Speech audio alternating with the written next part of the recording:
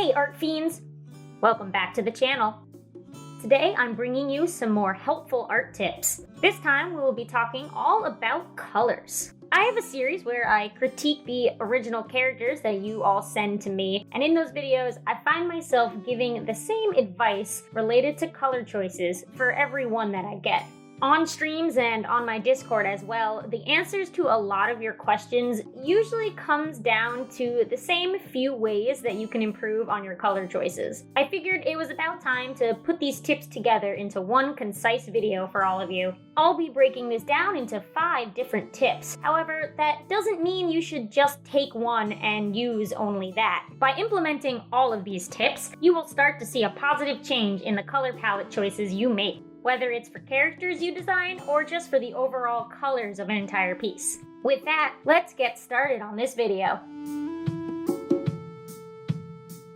The color wheel. Everyone who's ever taken a rudimentary art class has seen this bad boy before. I know this is the most obvious thing to talk about, but you'd be surprised how many people just completely forget why the color wheel exists in the first place. Because the color wheel represents much more than just showing us what colors exist in a rainbow pattern. The color wheel helps us take a dive into color theory. If we divide this pie up, we can see that there are 3 sets of colors: our primaries, secondaries, and tertiary colors. I'm sure you've heard these words before as well, but when talking color theory, these different groups can give us a bit more information. The colors within each group will go really well together, but if we take this idea and put them into the wheel, we can also see that the relationship between where the colors are placed and how they interact becomes more obvious. This leads us into complementary, split complementary, and analogous colors. Complementary are colors that are directly across from one another on the wheel. For example, blue and orange. A palette made of these 2 colors will always mesh well together, since, as the name suggests, they complement each other. With that idea in mind, split complementary colors are when you choose the 2 colors that are split from across the color you first chose. So with blue in mind, that would give us a more yellow-orange and a red-orange color as it's split. Finally, there's analogous colors. These are colors that sit directly next to each other on the color wheel. Staying with blue, this would be a blue-green and a blue-purple. Color theory can be hard to grasp, but if you keep the wheel in mind, it becomes a lot easier to picture how these colors interact with one another.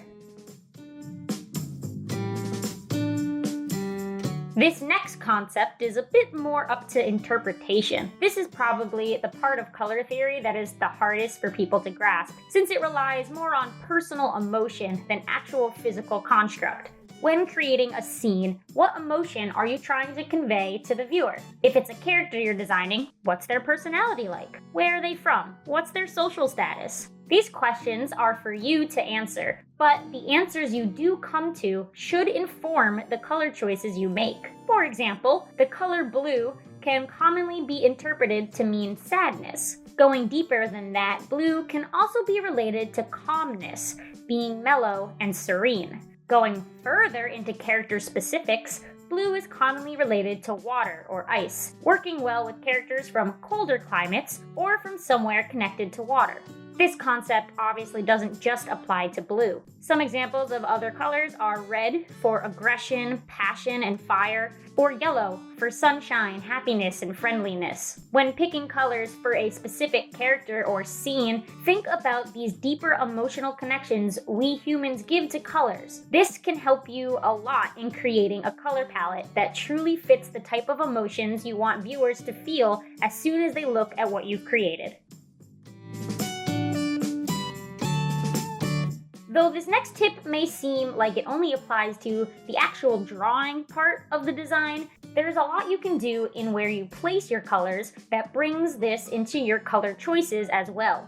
Symmetry is when something on one side matches what is happening on the opposite side, whether that is vertical or horizontal. For some reason, your human brain loves symmetry. Things being perfectly symmetrical on opposite sides really pleases our brains. It's something used a lot in graphic design, for example, to create a pleasing graphic or logo that will draw people to that design over others. Symmetry can bring harmony to a design with very little effort on your end. What this means is instead of placing colors anywhere just because you feel like it, try and match colors either horizontally or vertically on the design. For example, if they have a blue scarf on top, give them blue shoes on the bottom to match. In the other direction, match things like accessories or patterns. The one time I will say symmetry may work against you is if you are purposefully trying to make a completely chaotically colored character. If that is so, then instead you can break symmetry purposefully. There's a big difference between being purposeful with not being symmetrical and just not doing it because you put no thought into anything and just placed colors willy-nilly.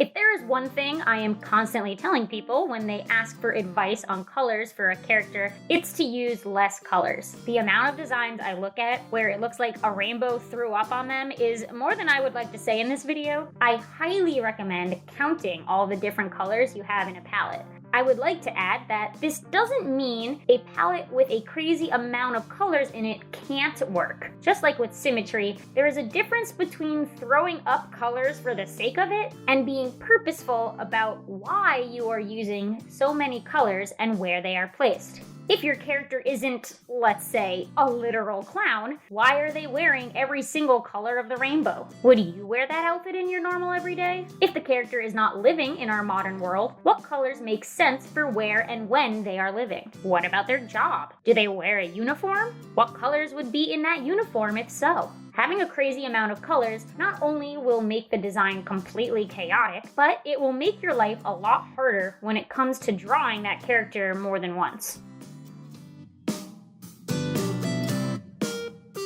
The final thing to do when you think you have a finished color palette is to change it into grayscale. By looking at it in black and white, it becomes a lot more obvious when the shades, even if they are a different color, are way too similar to one another. Even if the hues are different, the values can still be so close that they start blending into one another. Colors that are directly touching one another should have a very obvious difference in value. When the values are so similar, the design can become muddied and hard to make out, especially from a distance. If you want your design to stand out, the colors should not be so muddied together.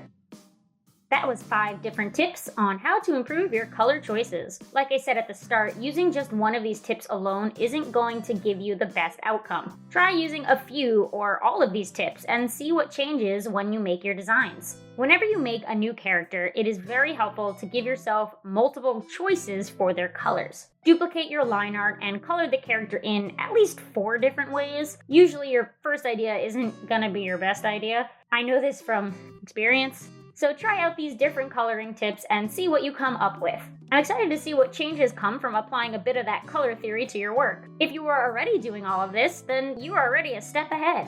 But don't forget to do it, no matter the drawing you are making. I know I have times where I create something and I just throw color theory out the window and go wild. Those drawings are never as strong of a finished piece as the ones where I take my time and really think through my colors and how I'm going about placing them in a drawing. With that, thank you all for watching until the end. Follow me on Twitter and Instagram, linked in the description, if you want to see some of my work where I apply color theory. Like, comment, share, and subscribe. All the things that the YouTubers say. Peace!